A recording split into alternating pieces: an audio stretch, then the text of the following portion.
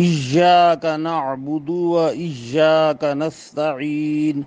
اس میں احتیاط رکھیں، الف کے بعد جو یا آ رہا ہے اس میں تشدید ہے،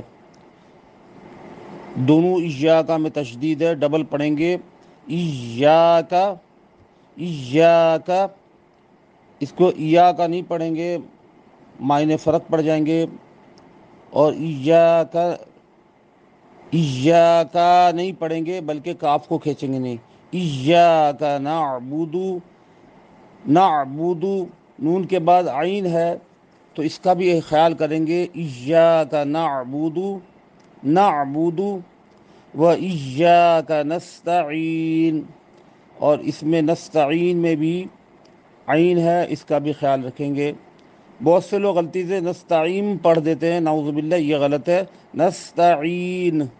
اس کو ایک دفعہ اور سماعت فرما لیں، آج اتنا ہی سبق، کیونکہ آج طبیعت میری ناساز ہے، کل چھٹی ہوگی، پرسوں انشاءاللہ پھر نیا سبق دیں گے، اس کو 3 دفعہ اور پڑھ لیں، ایاک نعبد و ایاک نستعین، ایاک نعبد و ایاک نستعین۔